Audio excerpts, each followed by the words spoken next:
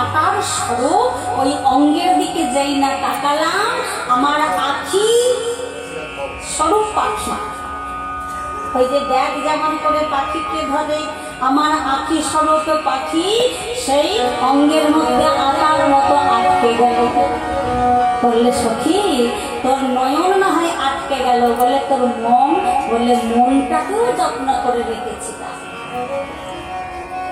কি হলো জানিস সখী, মনোমৃগী হেন কালে করিল রূপের জালে,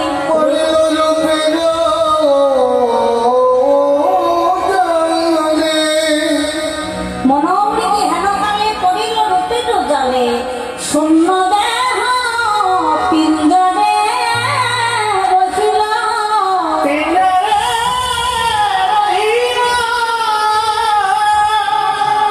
মনোমৃগী হেন কালে করিল রূপের জালে, শূন্য দেহ পিঞ্জরে রহিল।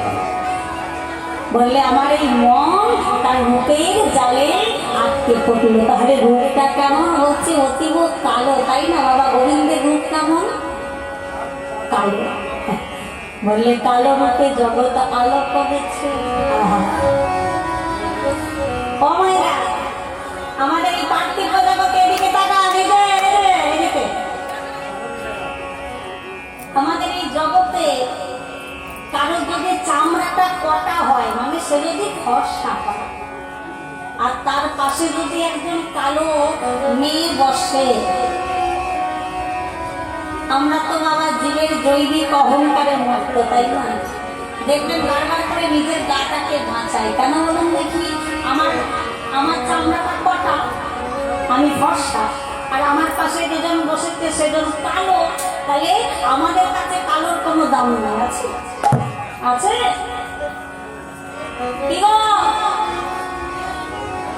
ছেলের জন্য পাত্রী পছন্দ করতে যাবেন, কালো মেয়ে পছন্দ করবেন না ফর্সা মেয়ে পছন্দ করবেন? ফর্সা মেয়ে, কালো বা কালো। তাহলে আমার গোবিন্দের রূপটা কেমন? খুব কালো। রাধারানীর রূপটা কেমন বাবা? একেবারে গৌরাঙ্গিনী, তাই না? হ্যাঁ, উজ্জ্বল গরম। তাহলে কি বলছে রাধারানী? বললে সখী রে, ওই কালো রূপে জগৎ আনন্দ,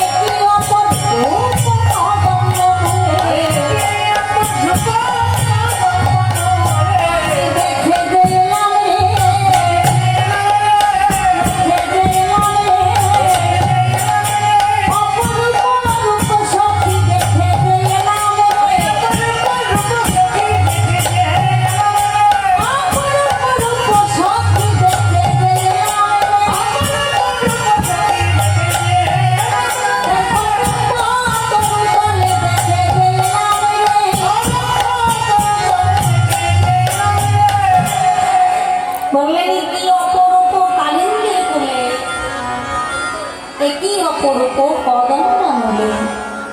বলে সখী, আমি দেখলাম আমার প্রাণনাথ প্রাণ গোবিন্দ, প্রাণ গোবিন্দ তার সর্বাস্ব রূপের দাঁড়িয়ে আমার সবে মুখে দাঁড়ায় আছে। আহা, হরি হরি বল মা। রাধারানী এক পলক দর্শন করেছেন।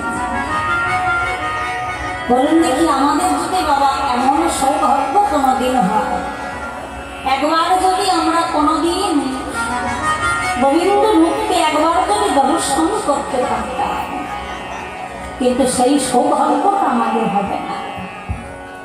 কেন হবে না বলুন দেখি? সেই সৌভাগ্যটা আমাদের হবে না কারণ কি? আমরা ভগবানকে সেইভাবে ভালোবাসাটা দিতে পারি না। সেইভাবে যদি ভগবানকে ভালোবাসাটা দিতে পারতাম, ভগবানকে যদি ভালোবাসতে পারতাম, তাহলে কোনোদিন না কোনোদিন আমরাও গোবিন্দ দর্শন করতে পারতাম। কিন্তু বাবা হবে না। দেখার মতো নয়ন কিন্তু আমাদের তৈরি হয় না।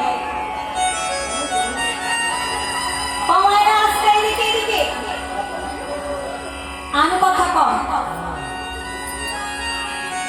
দেখার মতো নয়নটাকে তৈরি করতে হবে।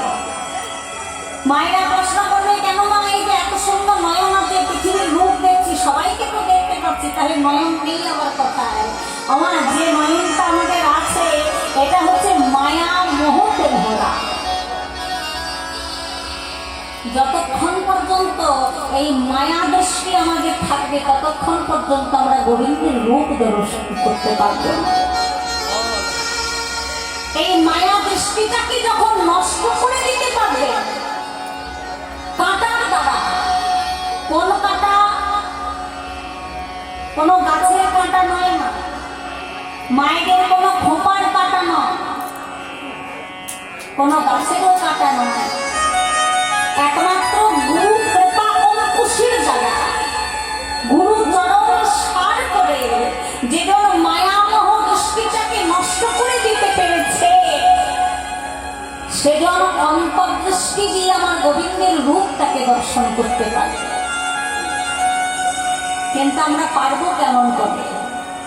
আমরা দিন রাত্রি সংসার সংসার করে ব্যস্ত, তাই না?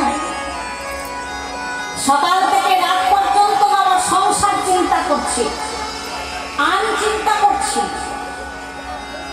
বুকে হাত রেখে বলতে পারবেন আমরা কবার ভগবানের জন্য চিন্তা করি, কবার গোবিন্দের জন্য চিন্তা করি?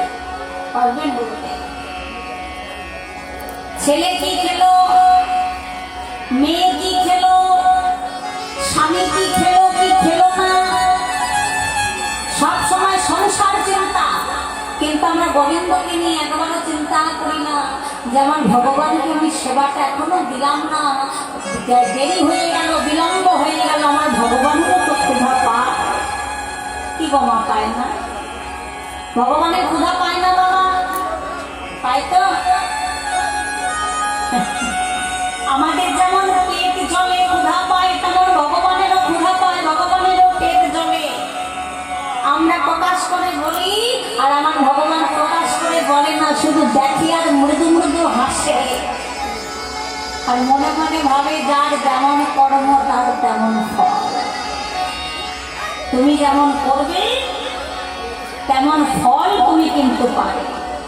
ভগবানের কাছে বারবার করে গিয়ে বলি, হে গোবিন্দ তুমি কৃপা করো।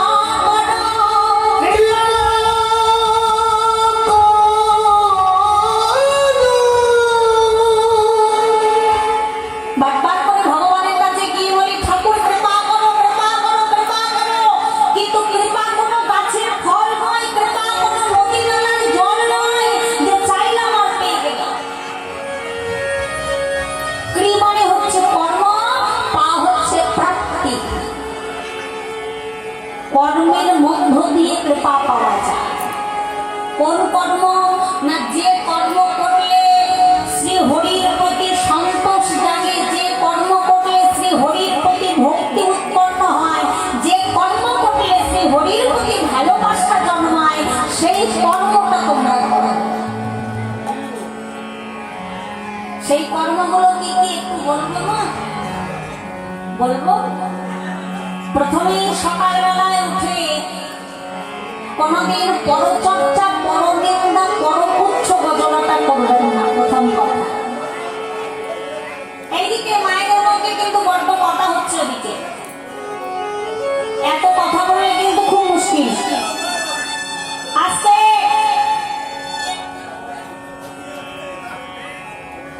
এত কথা কিসে, একটু আস্তে। দেখবেন আমাদের এই জগতে মেয়েদের কিছু স্বভাব আছে, সকালবেলা উঠে দেখবেন আমরা পরচর্চা, পরনিন্দা করতে বসে গেছি। বসি তো? মহাপাপ, মহা অপরাধ। পরচর্চা, পরনিন্দা বাদ দেবেন, করবেন না। দেখবেন অন্যের উন্নতি দেখে এ জগতে কিছু মানুষ আছে যাদের হিংসা হয়। ও দোতলা বাড়ি করছে, আমার বাড়িটা মাটির বাড়ি, আমি করতে পারছি না। হিংসা। মন থেকে হিংসাটা দূর করবেন। অন্যের ভালো দেখে, অন্যের ভালো কিছু দেখে নিজে খুশি হবেন, অন্যের দুঃখে সামিল হবেন, তবু অন্যের দুঃখে, অন্যের কষ্টে কোনোদিন কাঁদবেন না। কোন মন্দিরে ভগবানকে পাবেন না, ভগবান আপনার মনের মন্দিরে আছে। আর ভগবানকে যদি আপনার মনের মন্দিরে বসাতে চান, তাহলে মনটাকে বাবা আগে পবিত্র করতে হবে, মনটাকে আগে পরিষ্কার করতে হবে। আপনি মনটাকে নোংরা করে রেখে দিয়েছেন, মনের মধ্যে ময়লা জমে আছে, আর আপনি মন্দিরে মন্দিরে গিয়ে ভগবানকে ডাকছেন। কোন মন্দিরে ভগবান আছে বলুন দেখি বাবা? কোন মন্দিরে? কোন মন্দিরে ভগবান নাই। এই মনের মন্দিরে ভগবান বসে আছে, তাকে আমরা দেখতে পাচ্ছি না, তাকে আমরা ডাকতে পাচ্ছি না। তাই মনের মন্দিরটাকে পরিষ্কার রাখুন, মনটাকে নোংরা থেকে বিরত রাখুন, মনটাকে পরিষ্কার করুন। দেখবেন মনের মন্দিরে একদিন ভগবান ঠিক জায়গা করে নেবে। তার জন্য সোনার সিংহাসনের দরকার হবে না মা, রূপোর সিংহাসনের দরকার হবে না, রাজপ্রাসাদের দরকার হবে না। আপনি ভাববেন না যে আপনার রাজপ্রাসাদ আছে বলেই ভগবান আপনার রাজপ্রাসাদে যাবে, আর আপনার আর আমার ঘরে ঘর আছে বলে ভগবান যে আমার ঘরে আসবে না, এটা কিন্তু ভাববেন না। রাজপ্রাসাদের থেকে কিন্তু কৃষ্ণ পাওয়া যাবে না যদি না আপনার মধ্যে ভক্তিটুকু থাকে। শাস্ত্র কি বলছে? ভক্তি যার কৃষ্ণ, কৃষ্ণ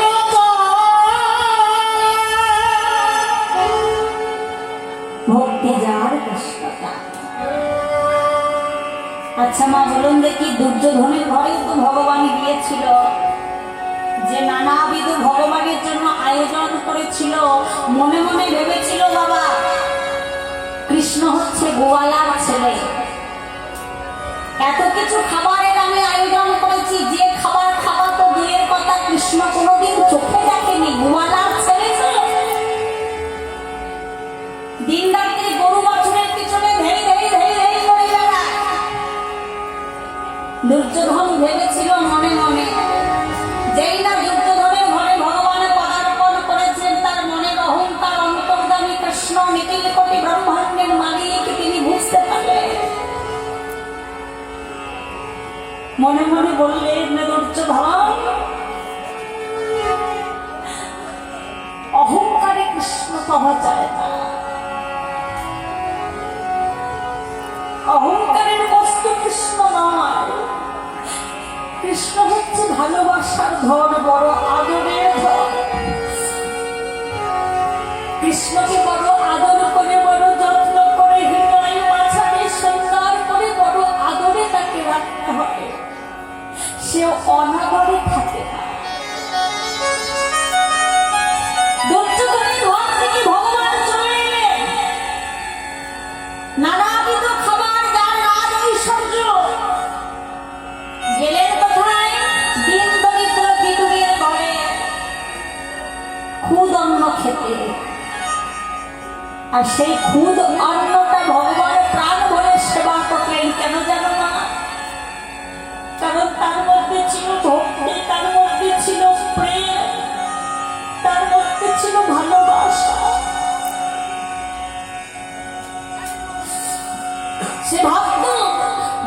আমার ঘরে কৃষ্ণ আসবে তবে আমি তাকে সেবা দেব। তাহলে মন হচ্ছে মন্দির। ভগবানকে যদি পেতে চাও মনটাকে পরিষ্কার করো, মনের ময়লাটাকে দূর করো, দেখবে মনের মন্দিরে ভগবান বসে আছে, সোনার সিংহাসন লাগবে না।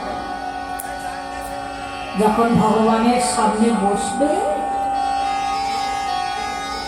পর দুটি জোর করে ভগবানকে বলবে, হে গোবিন্দ, আমি তো অধম, আমি তো ভক্তিহীনা,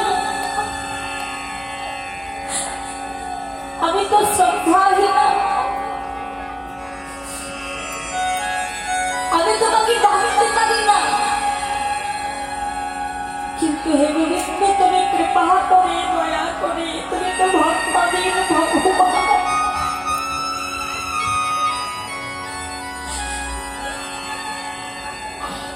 আমি তোমার জন্য সোনার সিংহাসন করে দিতে পারি না, কিন্তু আমি আমার এই হৃদয় সিংহাসনটা যত্ন করে পেতে রেখেছি।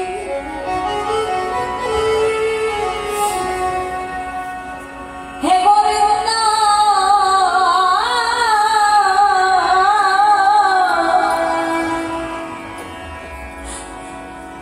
তুমি এসো এসো আমার